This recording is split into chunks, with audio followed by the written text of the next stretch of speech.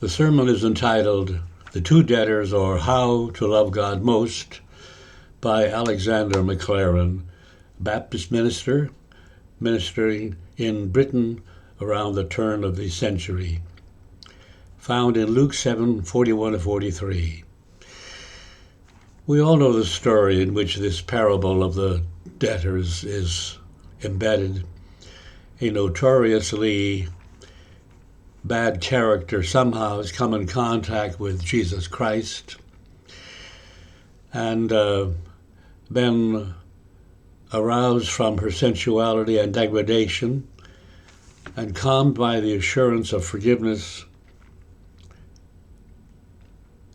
When she heard that Jesus was in her town, what else could she do but hasten to the Pharisee's house with a gift that she had for him? And she carries with her this cruse of ointment to pour on his head, and before she can do that, her heart opens and the hot tears flow on his feet, inflicting an indignity what she thought would be an honor. And so, having nothing to repair the fault, with the touch she loosens her hair, and with the self-abasement of love uses that for a towel. And then, gathering confidence from her reception, she ventures to lay her sinful lips on his feet, as if asking pardon for the tears that fell there.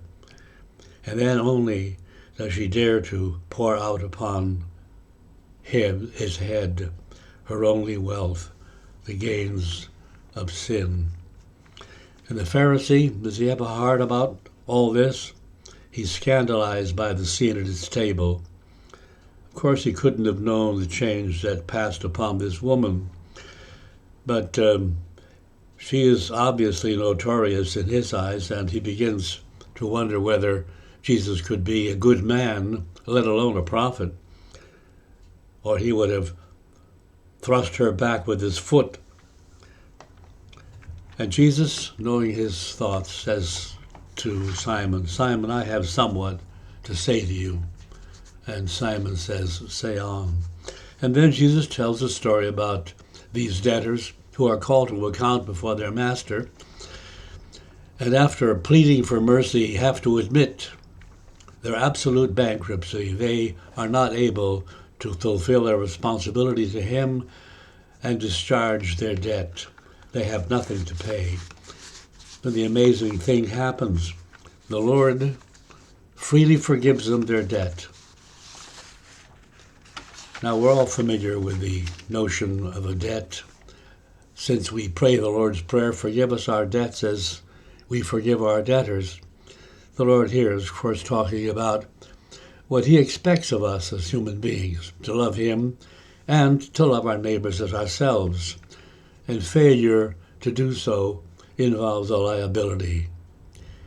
Now, the point we want to stress here is that in this parable, though they are portraits of Simon and the woman, we are given representatives of two classes of people, and we belong to one of those classes.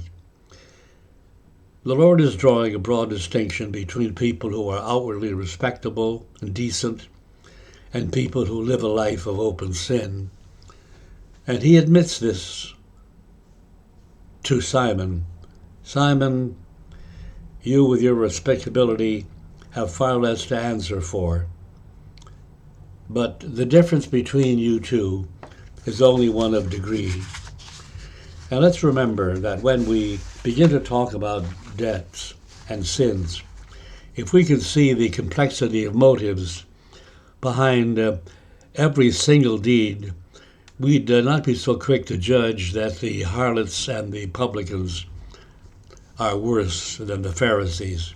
It's quite possible that the deed which is acceptable before men, if the motive for it is considered, would show that it was as bad, if not worse, than the lust, drunkenness, crime that we consider the lowest level of morality. So let us be humble about judging one another. We are all debtors, for we have all sinned and come short of the standard of God. Now, notice the common insolvency. They had nothing to pay. Now, I admit, of course, there are people who, without recognizing God's pardoning mercy, can improve their lives and try to become more respectable and making themselves more acceptable, they think, in man's eyes and God's too. But the text deals with the past. It says through this metaphor, none of us can in any degree diminish our sin, considered as a debt to God.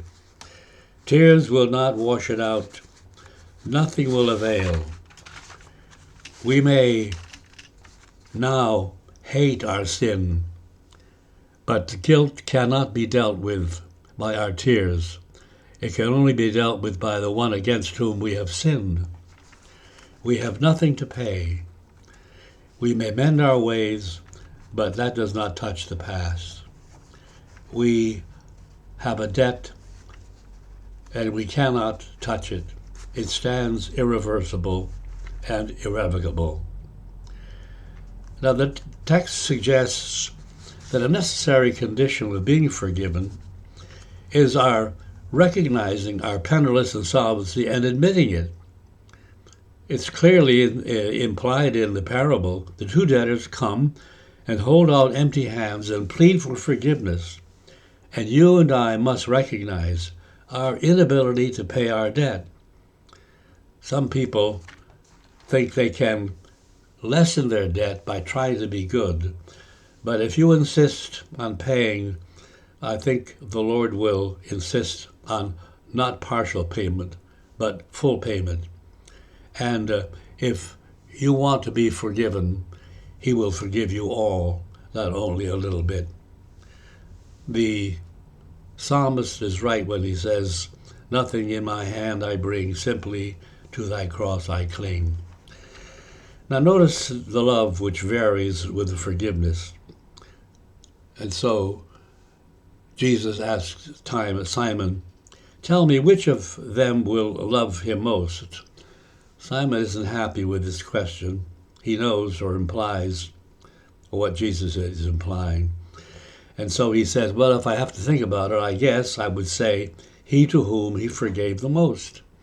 And Jesus says, Simon, you have rightly judged. The person who is most forgiven is the person that will love most, all other things being equal.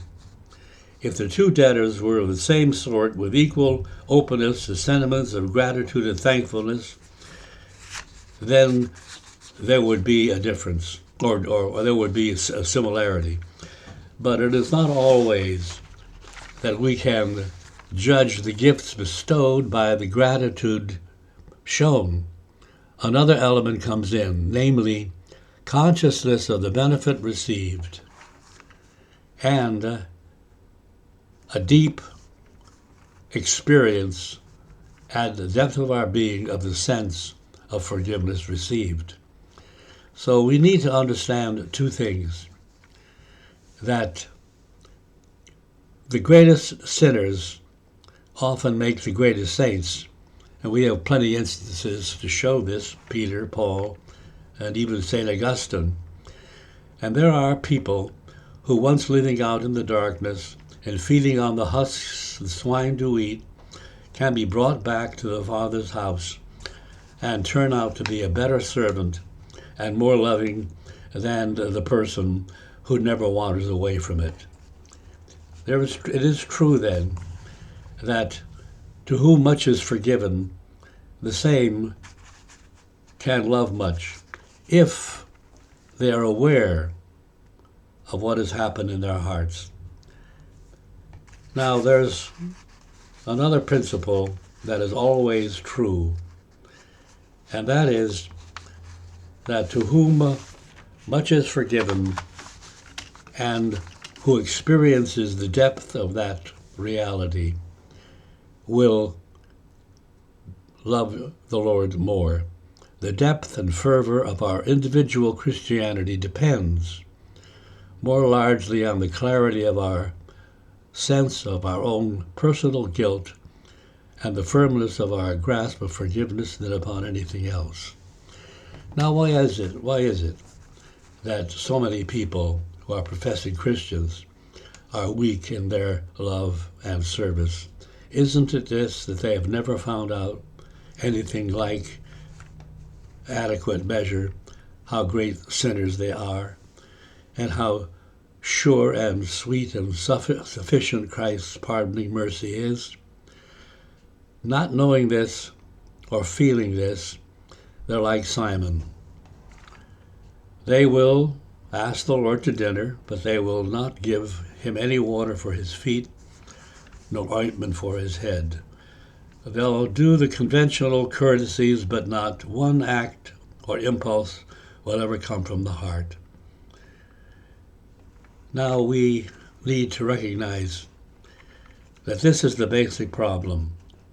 In a sense, we can say of them, to whom little is forgiven, the same loveth little.